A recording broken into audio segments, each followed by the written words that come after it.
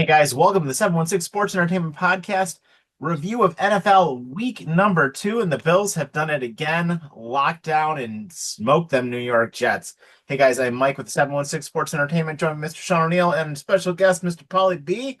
And we're going to break it all down for you, give you guys, as always, our fun thoughts and opinions on the game. We'll take a look around the league, and somehow we all made it through our survivor pool. And thank you, Dallas, for nearly giving me a heart attack to take it to a 64-yard field goal in overtime, but we did it. So with that, guys, let's break it down. How do we feel about that 30 to, let's say, basically 30 to 3 romp of the New York Jets? Because I'm not even counting that garbage time Tyrod Taylor touchdown. All I know is thank God with the way the Bills struggle in MetLife, that was just I was real worried coming into this game. Like it's it I mean that first drive alone, I didn't know if they were going to get in the end zone, and my God, I'm just glad we made it out of there with a win. I had fun. I mean, it was a fun game. You got Josh running around with a broken nose like a kid. Um, and it just, it takes you back to the place where football is fun. It wasn't so much fun for any Jets fans that I know, but it's unfortunate that, it does seem like whenever the Jets are good, the Bills are bad and vice versa. And it seems like it's been that way their entire existence. I mean, they're only one game off. Yesterday they had the graphic on that the Jets have played one more game because of the DeMar Hamlin game than us. Otherwise, we've played the exact same number of games. And so it doesn't really, it's never felt like a rivalry to No. Well, and that No, you're to your point, they had that graphic up too. And it wasn't it something like the Bills have something like 82 or 83 wins and like 36 or some odd losses. And the Jets were like almost the exact polar opposite. It was like 38 wins to like 79 losses or something like that. Like they put that up twice during the game, and I was like really taken aback by it just to see how bad the Jets have actually been for just this extended period of time. And going back last week, I was never really worried about this game, but like watching the way the Jets played the Steelers, I was like, well, maybe they'll make a game of it. Like maybe the Jets will be able to put some points up and it'll be a decent game. And, Brees Hall will, with the way the Bills run defense has been, Brees Hall might have a day and he might break one or two of them, but none of that ever happened. And I got to say, like, my biggest surprise with all of this was the defense. The defense came to play and they looked yeah, great. Joey Bosa especially came to play. That man was a monster yesterday. And real quick, back to what you were saying about the Jets comparing to the Bills. I was just thinking about it as you two were talking about it. It's real similar to the Bills' drought. If you good defenses, but terrible offenses. I mean, you look at the Jets at most years, and they have a pretty strong defense, but much like we did for a lot of those years. And then their offense is just where their problem is. They can't find a franchise QB. I mean, maybe one day down the road, the Jets find that franchise QB, obviously not Justin Fields, and they start to right their ship. But until that happens, they are not going to look good. And that was evident yesterday. I mean, the Bills, like you said, the Bills defense had something to prove after giving up 40 points to Baltimore. And I think they proved it.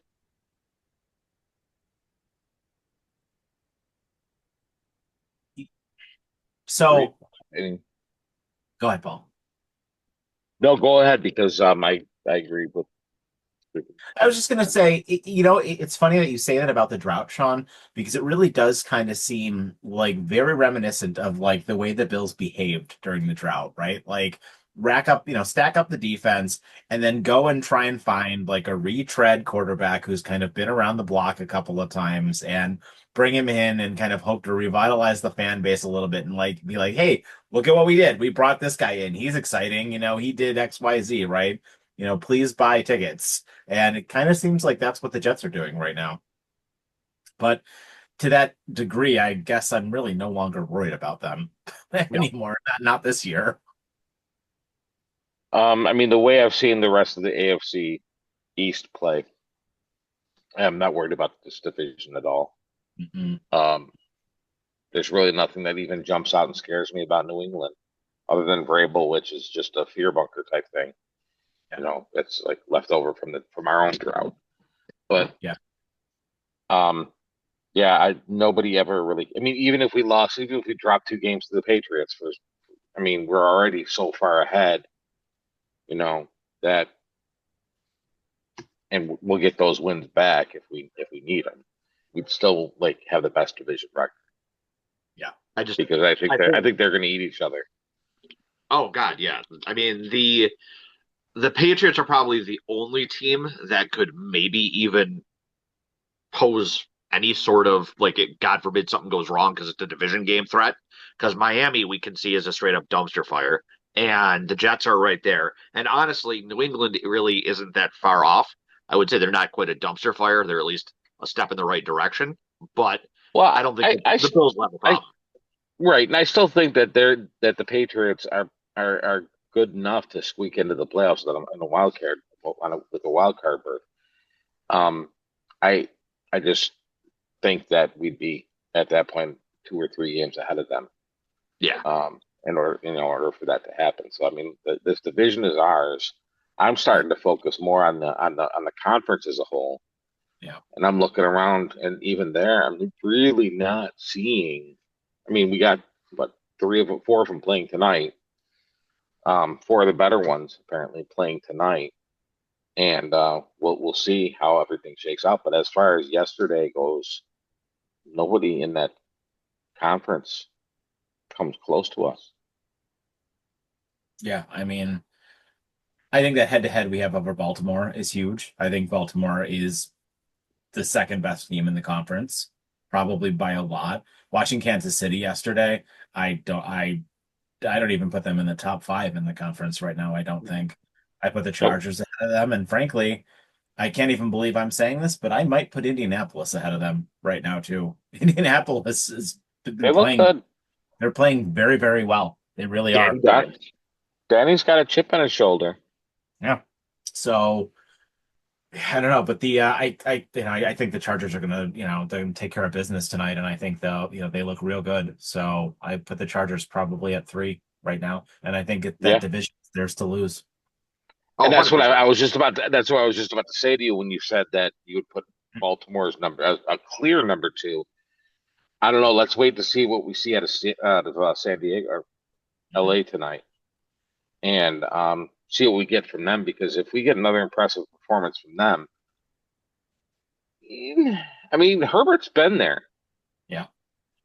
He's been right there. He's been almost in the conversation with Mahomes, Allen, and what's his face? He's always like the fourth, like around. He's always right near Burrow as far as the conversation is concerned. Mhm.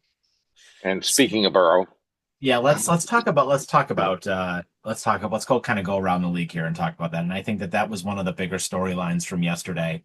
And I mean, obviously, this channel never wishes, and any one of us never wishes injury on anybody except, Travis Kelce.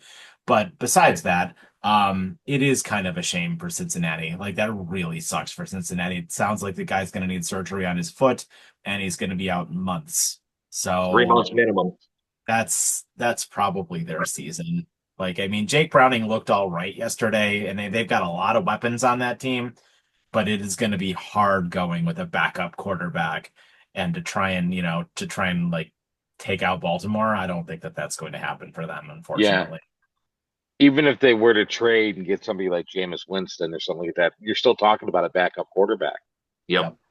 Yeah, he was Which highly touted coming out of college, but what has he done in the NFL, really? Right. He's been a good backup quarterback. That's what he's done.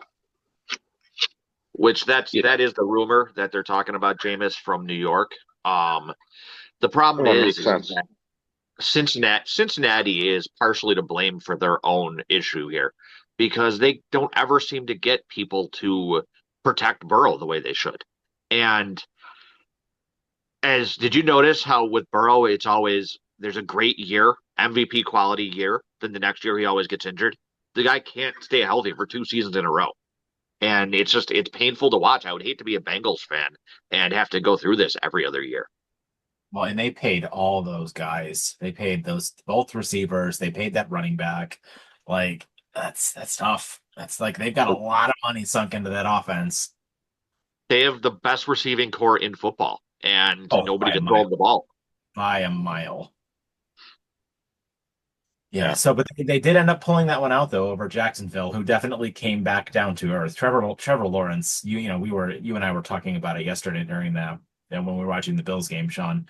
Trevor Lawrence just could not get out of his own way yesterday. Nope. And he turned the ball over multiple times, and yeah, I'm just never worried about Jacksonville in the AFC. They're not. I don't know, that whole AFC South like is just such a like a like ratchety division. It Indy really should run is. away with it. Indy should Yeah, run away with that division. Indy's And got a lot of talent. You're right. Hold off. Let's see what Houston does tonight. You know, I don't know. same thing. you're right. You got to pump the brakes. I'm not going to let you get away with that. Not this time. No, you are right. Um, They the looked bad problem is, last week, though. Houston yeah, looked bad They last did. week. They did, but you know these middling teams, they're gonna do that. They're gonna look horrible one week. The Bills were there just 5 years ago. yeah, no, Where we were that team that would have a stinker and then a string of like four great games, That's and then true. so have another stinker, an unexplained stinker. You know, back to Jacksonville though. Are we to the point where we can call Trevor Lawrence a bust? yes, I called him a bust year two. Yeah, I would Like, agree with that as well. like He's you said, trash. the dude couldn't get out of his own way. I mean, he shows glimpses of his potential every like 3 or 4 games, but then he either gets hurt or just has a game like he did yesterday. And I mean, at some point here, Jacksonville's got to move on from that. I gotta think that I gotta, kind of have a feeling that Jacksonville is the same as Cincinnati in that regard, where they're not really doing much to help him out. Yeah. And yeah, they tried getting Gabe Davis last year,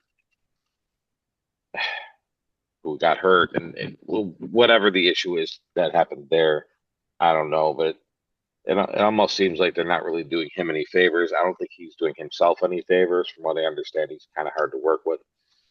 Um, so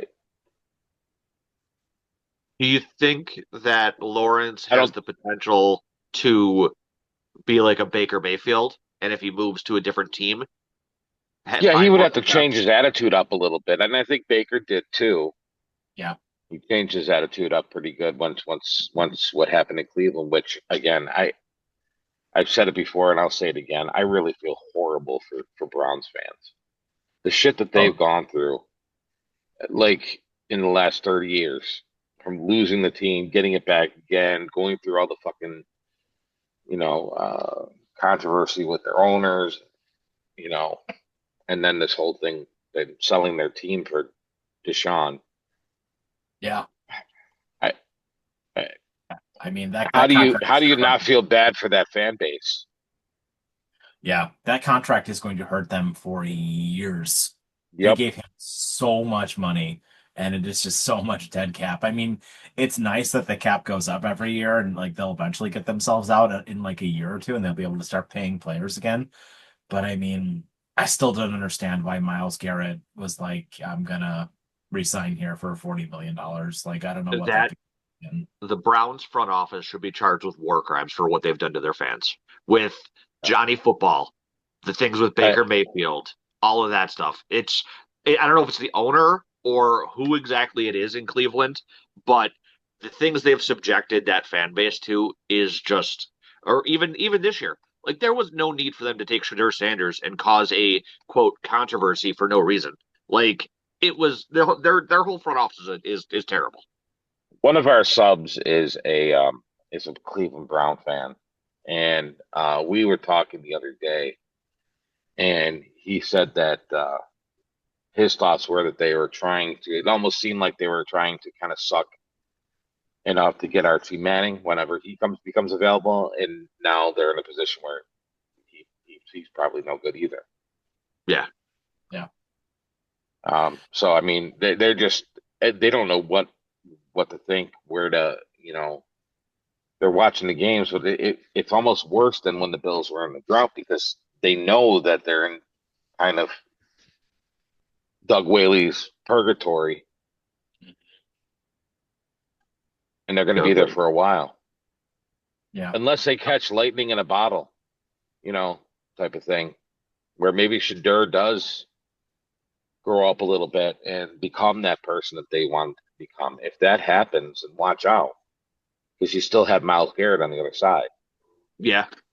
Yeah. I mean, and the defense, I mean, the defense held their own for most of that game yesterday and until the score basically kind of got out of hand, right? Like, I mean, Flacco turned the ball over a lot and it kind of got out of hand towards the end there. But for the first like 3 quarters of that game, it was a one-score game. And I mean, they kept Baltimore. You and I were watching that one too, Sean. Yep. It was less than 10 points scored by Baltimore in the first half. I mean, they did a great job bottling them up. Derrick Henry had like hardly any fantasy points at all yesterday. Like they really did a good job bottling that up. But one of the things I wanted to ask your opinion on, Paul, because Sean and I were talking about this yesterday when we were watching the game. What is your take on the Ravens, specifically? I don't know if it's their coaching or if it's Lamar, but the stat padding. Because like there was a lot of that yesterday. Because by the time that fourth quarter rolled around, they were up, I don't know, what was it at that point, Sean? 30 points. 33-3 or something like that. And Lamar's still in the game. And Lamar gets another, 10 points or something like that.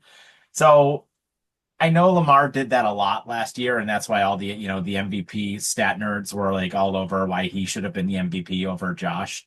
So, what is your take on stat padding? Because Jared Goff kind of did it too yesterday. Yeah, I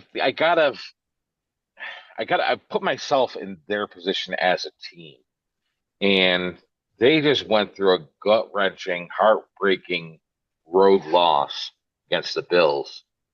And I don't know if I would call it stat padding at this point. I would probably more call it overcompensating. Okay. Like you just blew a 15-point lead in the fourth quarter. No, we're gonna put our foot on the gas now. We got the lead. We're gonna go full throat, and we're not gonna sit anybody. We're not gonna take a 15-point lead. We're not gonna take advantage of it. We're not going to, you know what I mean. We're not gonna lose that again. It's not gonna happen. See, that's tough though because that game was obviously out of hand. Cleveland was not coming back. You know what I mean? Well, and you could say the same thing for the Lions too. Like the Lions won that game 52 to what was it, 26 or something like that. But I mean, at one point it was like 45-14, and Jared Goff was still playing. But to Paul's point, though, both of those teams lost in different fashions, but they know Baltimore, obviously, we know we've talked plenty about the 15 points thing, but Detroit got blown out in week one. It was 28-6, and they got a garbage time touchdown to make it a little bit respectable, but Detroit got blown out by the Packers in week one. Yeah. I just my thing is who then do you blame if your QB goes down with an injury because you kept him in there? You know what I mean? And Well, yeah, and then that's the risk you take with even if you're thinking either if you're of either camp, whether it's stat padding or if it's overcompensating, that's the risk you're going to take if you choose either route. Um, Again, I really don't think it was stat padding. I don't think you really called that week two. So, what do you say then about how? I mean, I was calling for it at the start of the fourth quarter, but I mean, what do you say then to them taking Josh Allen out? I mean, I said it in the chat. I don't. I wanted him out earlier than that. Yeah, In my mind, he was in one series too long. He wasn't getting any. There was. It's not like he was getting any stats anyway. He was right. handing the ball out to James Cook. He was, you know, he ran it. He had a couple good runs himself, but it wasn't one of those days where he was going to be crushing anybody's fantasy team. he And did. I know that doesn't go into my fantasy team doesn't go into their decision making, but Allen did exactly what he needed to do yesterday. He may not have had the greatest of stats, but that he didn't Yeah. need to. Like they were so dominant from the beginning that he literally just him handing the ball off to Cook was more than enough.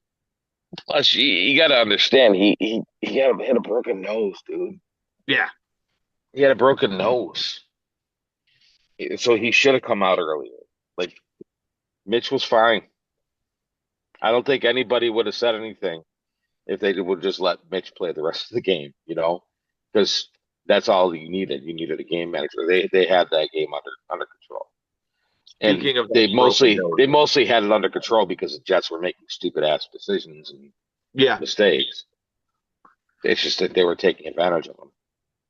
Speaking of that broken nose, I mean, if anybody ever tries to question Allen's character or his chutzpah for coming in and leading this team, that like I don't think anybody can ever question that. And I don't think he has anything to worry about.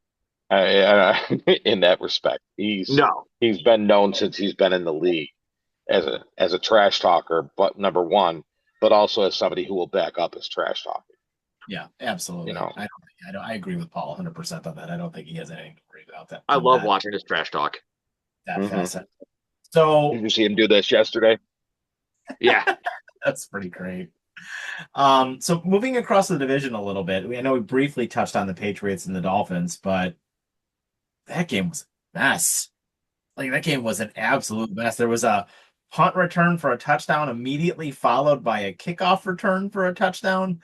Yeah, And I guess I want to ask, are the Patriots actually, because we watched them get smoked by the Raiders last week, are the Patriots actually all right, or are the Dolphins just that bad? I think both. I think both can be true. The Dolphins are horrendous. I don't. Why aren't Why aren't they getting connecting with Tyreek at all?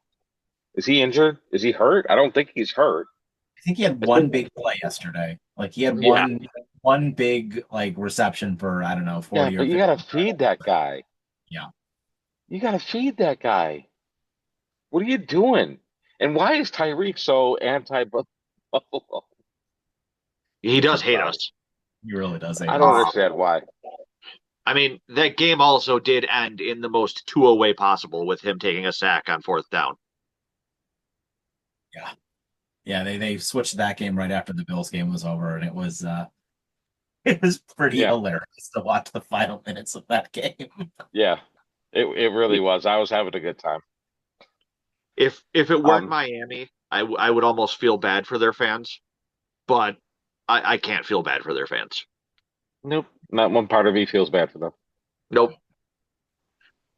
But I mean, Yes. like I'm a lot older than you, and I remember the rivalry we had in the '90s, and I just yeah, it was rough. That rivalry was. I mean, that's the only reason we weren't realigned was because Ralph loved that rivalry so much. Mhm. Because no matter what, those games were already sold out. Anytime Miami came to the stadium, they were sold out, and vice versa. We went down there too. Yep. But their team hated us, and we hated them. Like Bruce Smith is the reason Dan Marino only went to one Super Bowl. Yep. I remember. Well, I I remember what's his face growing up. Was it Brian Cox too? He came yeah. here Yep. the one that slipped off the fans and like, Yeah, he came out. He came out the tunnel with the double birds, yep, yep. and yeah, that got a ton of press, even back in the day when we Yeah, didn't people have really this what we have right now. I just can't stand how cocky Miami's fans are, even when they're terrible. Like I've been saying for a couple of years now how bad Tua is, and he wasn't really that great coming out of college. And you talk to any of these Miami fans, and it's like they live in their own reality. No, no, Dallas. They're the Dallas of the AFC. They're the Cowboys of the AFC. Think about it. I mean, they get the press every year when somebody gets close to when somebody gets close to breaking their undefeated season record. They're always shown. They're so fucking cocky about that one season they had, and they have two championships, right? It was in I like think the so. 70s, wasn't it? What? Yeah, so their Wasn't it? last one was in the '70s. Yeah. They haven't even been to the Super Bowl since like 1983. But they'll or be quick 84. to I can't remember they'll be when, quick to but I remind mean, us about our losses. Yeah, they'll be quick to remind yeah, you as but we've been there 4 times since they've been there the last time. yeah. And And that's frankly, we saying something. yeah, and we should have one more. I think when we get to you around, I really want to get into it. And I really want to talk about with all four of you, with the four of us. Like, I want to get into Josh Allen's legacy. I think a little bit, and maybe now is not the time because I'd like to have T here for it as well. But like something that's kind of been bothering me since kind of the start before the season started is just like if they don't make it, say like if those don't make it, and like say Josh Allen does not get a Super Bowl, like for whatever reason, doesn't even maybe makes the game but doesn't win one, right? Like we can't really call him one of the greatest of all time. I mean, the greatest Buffalo Bill of all time, sure, but he can't really go down as one of the greatest of all time, can he? I disagree. Well, he'll go down as the greatest quarterback, not never to go to a Super Bowl or never win a Super Bowl. He'll go Yeah. down as one of those. He'll be in that Jim Kelly, Dan Marino. Well, Dan Marino won one, No, he Didn't right? didn't. Marino? No, he No, I thought didn't. he He lost was it. 0-1. Yeah, he was Marino 0-1. won. Yeah. Um, so he'll go into that same. He'll be in the same conversation with Dan Marino, Jim Kelly, and Frank Tarkenton. You know, all those QBs, all those great players that never made it. Philip Rivers is probably in that conversation more recently. So at what point in time do you put this? At what point in time does the owner say, "Look, I have this freak unicorn, and what do I need to do to get this guy over the hump? I've got like 4 or 5 years left of this guy being the absolute freak of the league. Like, at what point in time does the owner fire the coach, I think we're getting close. open up the checkbook? I mean, like, you know what I mean? I think we're getting close to that point. We have to be. I mean, you're I mean, wasting the best years of his career. And like I said, you guys know my opinion of McDermott. And I feel like he has almost reached that ceiling. And it's what I don't understand about a lot of Bills fans here in Buffalo is why people are so happy with a guy who can't seem to take that next step. Like I get it. He got us to the playoffs. He got us to the championship game. But he's not being paid to get us to the championship game. He's getting paid to get us to the Super Bowl. And at some point, he needs to be held to that standard. Well, and I just wonder, right? Like, part of me wonders, like, what else could be done, right? Like, I blame him for that 13 seconds game and that AFC championship. And for most of the other losses, though, I blame the defense. I blame the defense for almost all of our playoff losses, the three other ones to the Chiefs and the Bengals loss. Like, you can't blame Josh Allen for any of those. We scored 30 something points in almost every single one of those games. Like, that should be enough to do it. You know, maybe the Bengals game. I mean, maybe the Bengals game, sure, but that was a weird year. That was the Damar Hamlin year. Like, Yeah, there's a lot of shit going on. a lot of That was an stuff going anomaly. on. Yeah, I don't know about that year. Like that wasn't going to be our year, I guess. But like all of those Chiefs losses all year like last year, right? All year, Kansas City doesn't score 20 points like ever, and then they come and light us up for 36. Yeah. Like, I just and you're supposed to be a defensive coach, and you've got this freak Yeah, unicorn quarterback. I don't know. I get it, but I try to steer away from the hot seat talk when your team is 2-0. Yeah. You seemingly can't do any wrong. We're actively asking the question, can he next take that next step while he's trying to take that next step? You're right. Let's give him a chance. We had the conversation in the off season. I think that conversation, unless things go horribly wrong the next few weeks, I think we need to table that conversation for at the end of the year or at the end of the season, to be I would honest. agree. Oh, and I think to your point though, right, about how the owner's got to be getting a little antsy though. I think that there's got to be some validity to that because like everything is set up for them this year, right? Like the schedule is Yeah. soft this year. Joe Burrow just went down. You just beat the Ravens. The Chiefs don't look good. Like you have everything like is falling into place for you to be the one seed, for you to get a bye, and for you to have to win two games to get to the Super Bowl. Two games. And one of them will Yeah. be against a four seed, likely. And if it's the same as it was last year, it's gonna be I don't even think the Chiefs will be the three or I don't even think the Chiefs will be in the mix. It'll probably be the Ravens will probably be the two, and I don't know who would be the three. Indianapolis will probably be the three or the Chargers. Indianapolis is the four, Houston's the five, or maybe the Chiefs are the five. You know what I mean? But like you could maybe not see the Chiefs at all in the playoff this year with the way things could fall.